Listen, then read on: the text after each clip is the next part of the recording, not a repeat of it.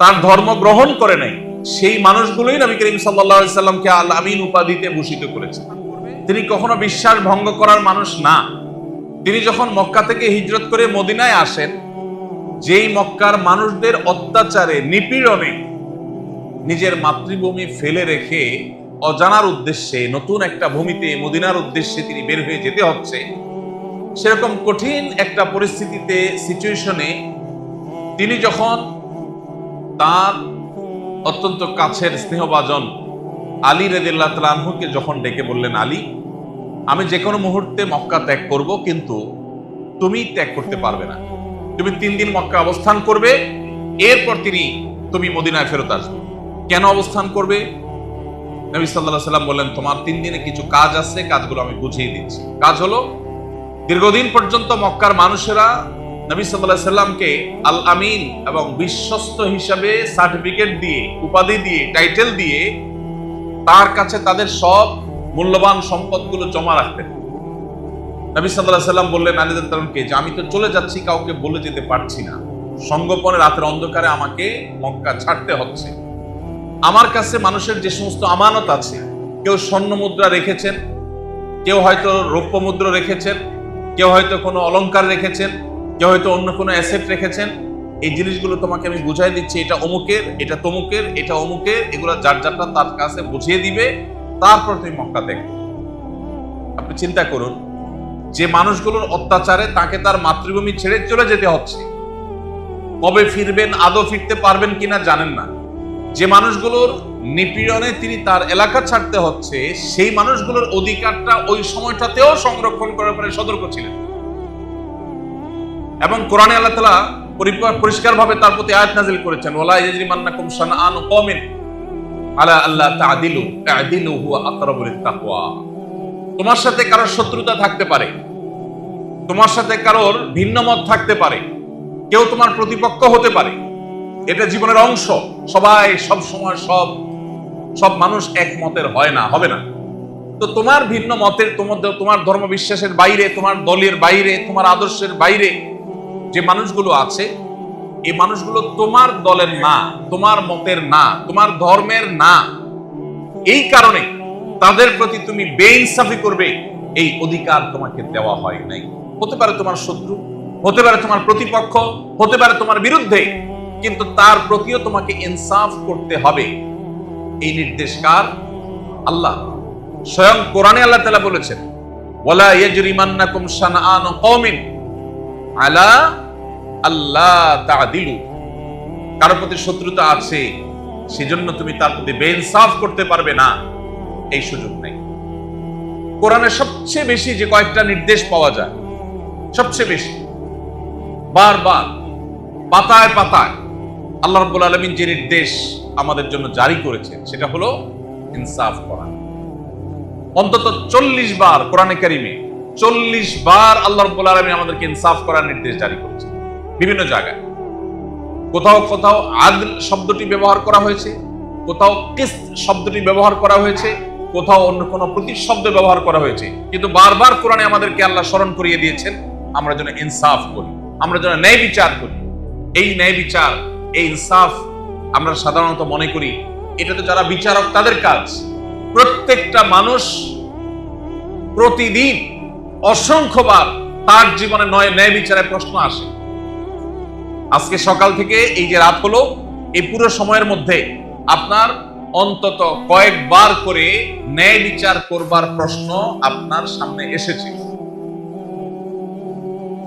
আপনার সন্তানদেরকে যখন আপনি ভালোবাসবেন, তাদেরকে কোনো উপহার উপঢৌকন দিবেন, গিফট দিবেন, সেখানে আপনার ন্যায় বিচারের প্রশ্ন আছে। আপনি যখন মসজিদে প্রবেশ করেছেন, আপনার সাথে আরো লোকজন প্রবেশ করেছে, এখানেও ন্যায় বিচারের প্রশ্ন আছে। আপনি যখন আজকের এই সিরাত আয়োজনে এসেছেন, উপস্থিত হয়েছেন, এখানে আপনার আশেপাশের লোক যারা আছে তাদের প্রতিও ন্যায় বিচারের প্রশ্ন আছে।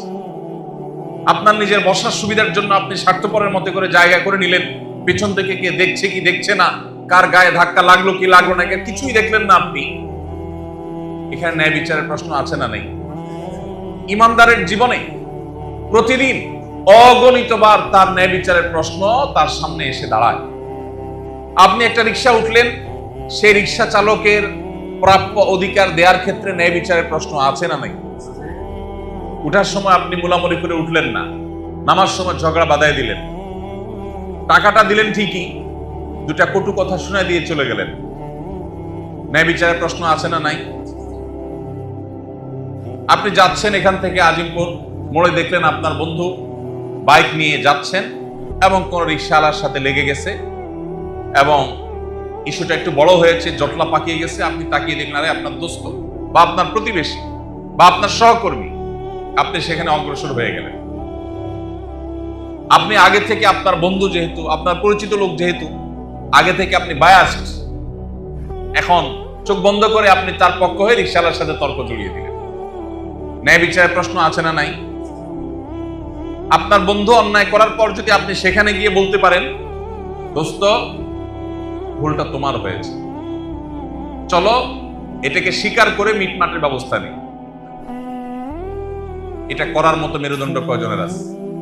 খুব কম। প্রিয় ভাইরা আমার, আজ ন্যায় বিচারের যে সংকট আমাদের ঘরের অভ্যন্তর থেকে নিয়ে, রাস্তাঘাট থেকে নিয়ে, অফিস আদালত থেকে নিয়ে রাষ্ট্রের সর্বোচ্চ পর্যায় পর্যন্ত প্রত্যেকটা সেক্টরে, প্রত্যেকটা জায়গায় যে পরিমাণ ন্যায় বিচারের সংকট আছে, এই ন্যায় বিচারের সংকট মোকাবেলা করার সবচেয়ে সহজ পথ হলো মুহাম্মদ সাল্লাল্লাহু আলাইহি সাল্লামকে চর্চা করা, তার সিরাত অধ্যয়ন করা, তার অনুকরণ অনুসরণ করা এবং তাকে আমাদের জীবনে প্রাসঙ্গিক করে তোলা। সমাজকে পরিবর্তন করবার জন্য এর চাইতে কার্যকর আর কোন পথ আমাদের সামনে খোলা নেই। আপনি পৃথিবীতে অনেক সমাজ পাবেন যে সমাজে ন্যায় বিচারের অনেক সুন্দর সুন্দর উদাহরণ আছে। আপনি যদি পশ্চিমে চলে যান, পূবে চলে যান, ইউরোপ আমেরিকাতে চলে যান, আপনি দেখবেন ন্যায় বিচারের দারুণ দারুণ উদাহরণ আছে। তারা সবাই কিউ মেনটেন করে চলাফেরা করে, বাসে উঠবে সবাই নিজ নিজ দায়িত্বে লাইনে দাঁড়িয়ে গেছে, কেউ কারোর সাথে ধাক্কাধাক্কি করছে না। এরকম ন্যায়সঙ্গত আচরণের বহু দৃষ্টান্ত পাবেন। কিন্তু সেই সমাজেই আবার দেখবেন অসংখ্য অগণিত অবিচার চলছে, যেগুলো হয়তো আপনার আমার চোখে বা দৃষ্টিতে ধরাও পড়ছে না। সেই সমাজের মানুষ তাদের ট্যাক্সের টাকায় যখন ফিলিস্তিনের নিরীহ মানুষের উপরে বোমা মারা হয়, তখন তারা মুখে কুলুপ এঁটে বসে থাকে। ন্যায় বিচার না অবিচার? অবিচার। মুহাম্মদ সাল্লাল্লাহু আলাইহি সাল্লামের আদর্শের বাইরে পৃথিবীতে যত চকচকে তকতকে, যত আদর্শ, যত সৌন্দর্য আপনি দেখবেন, সেটার একটা লেয়ার অনেক সুন্দর দেখা গেলেও তার পেছনের লেয়ার অনেক কালো, নিকশ কালো, অন্ধকার।